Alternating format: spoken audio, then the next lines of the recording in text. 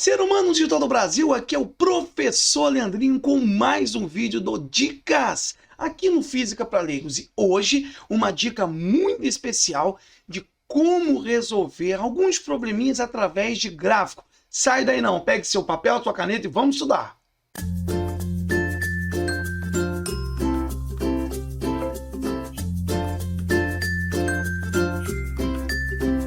Voltamos em definitivo se você caiu de paraquedas procurando pela internet questões de gráfico em física, eu tenho dificuldade, ou quero resolver de alguma forma que o professor fez sala, eu não lembro, e aí você caiu aqui de paraquedas no Física para Leigos. Não deixe de se inscrever, se inscreva no canal, temos vários vídeos aqui das dicas de física do zero para leigos também, para você que quer começar com aquela matemática básica e vamos ter muito mais surpresa, aquela base da física lá do início mesmo. Vamos ter muito mais vídeo aqui para você, beleza? Então se inscreve e ative o sininho para você receber a notificação de que tem vídeo novo no pedaço. E curta os vídeos para dar aquela moral, deixe seu joinha, aquela moral para dar uma alavancada no canal, beleza? Vou trazer vocês para o quadro, para o prometido. Nós vamos não aprender, e sim é uma dica de algumas questões que você consegue resolver pelo gráfico sem utilizar fórmula, pegar as informações do gráfico e colocar em fórmula, nada disso. Você pode ter a solução no próprio gráfico. Vamos lá então? Pegou a caneta, pegou o papel? Vem comigo. Nós temos aqui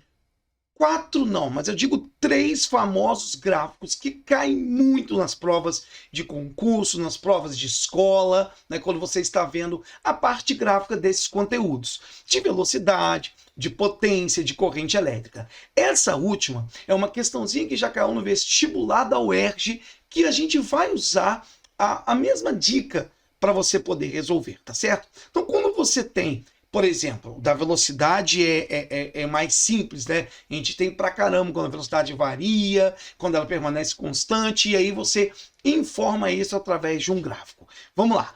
Qual a pergunta que a questão ela pode te fazer? Qual o deslocamento, já vamos anotar isso então aqui do lado, ó. Qual o deslocamento do móvel? Essa é a perguntinha, tá?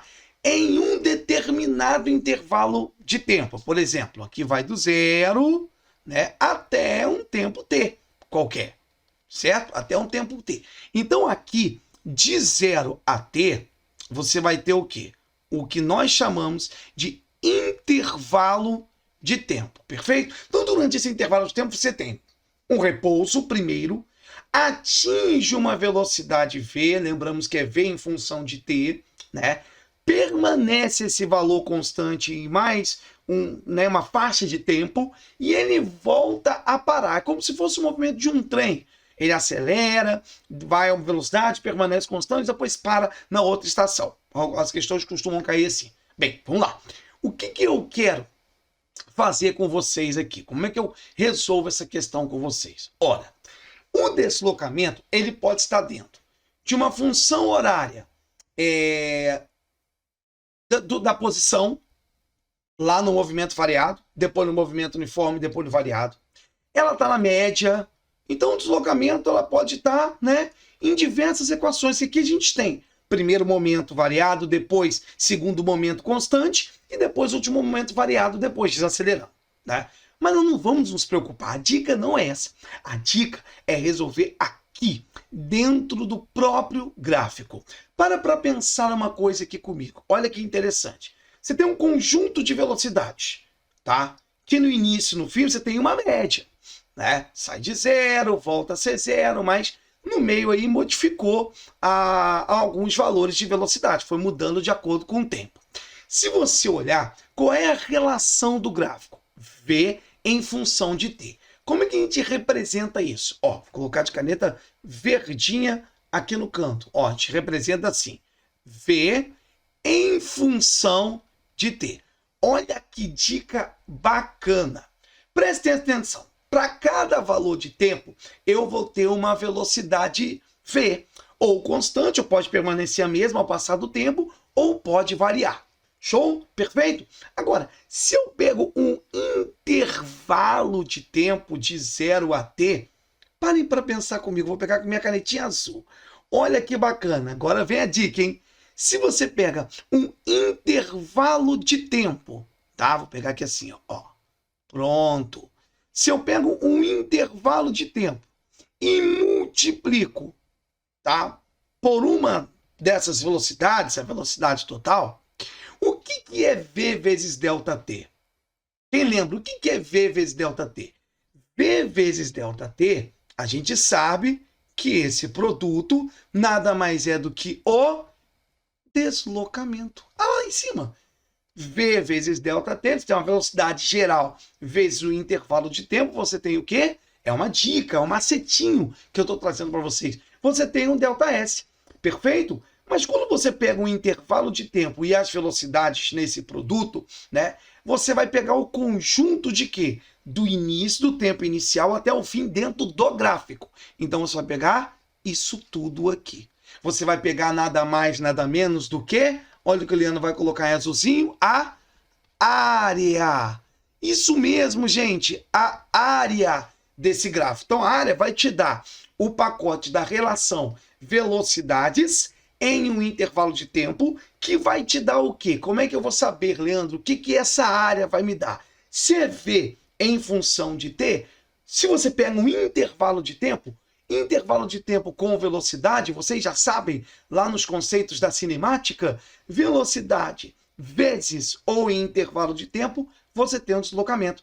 Então, o deslocamento, olha que bacana, vou colocar aqui em vermelho, o deslocamento, ele é numericamente igual, é assim que a gente fala, ao quê? A área desse gráfico V em função de T. Caramba, Leandrinho, então bastava eu saber, olha que interessante, bastava eu saber que o gráfico é V em função de T, e se eu pego o intervalo de tempo com diferentes velocidades, qual a relação que a velocidade tem com o intervalo de tempo na cinemática? Me dá o deslocamento. Então a área vai ser numericamente igual ao deslocamento. E aí você vai calcular, nesse caso, a área do quê? A área do trapézio, tá? Ou seja, base, que é o intervalo de tempo, altura, né, que é aquela velocidade que foi atingida no final, certo? Base maior mais base menor, que é aquele intervalinho de tempo com a velocidade constante, altura, velocidade máxima atingida, dividido por 2. Perfeito? Beleza? Tranquilo? Então, essa é a dica. Agora nós vamos aplicar, para ficar isso bem na cabecinha, nós vamos aplicar nos outros gráficos. Potência em função de tempo, corrente em função de tempo, com o mesmo raciocínio. Então, vamos lá. Por exemplo, não precisa nem perguntar o que a questão quer. Porque desse gráfico, se eu estou resolvendo pelo gráfico, se eu estou analisando a área deste gráfico, eu estou analisando isso aqui, correto, gente? Ó, a minha análise é essa daqui. Perfeito? A área vai me dar o quê? O que minha área vai fornecer? É isso que a gente está pensando. Bem, é a área do quê? Vou pegar minha caneta preta. Potência... eu estava com caneta verde, né? Vamos voltar para a verdinha, então. Potência em função do tempo. Qual é a relação que existe entre o intervalo de tempo com a potência? Alguém sabe? Se potência é a variação de energia por intervalo de tempo, olha que bacana. Então, se eu faço o produto da potência com intervalo de tempo, se eu pego o intervalo de tempo aqui, né? Ó, de 0 até T, um T qualquer, perfeito? Através da área, eu vou estar achando quem? Através da área, eu vou estar achando o quê?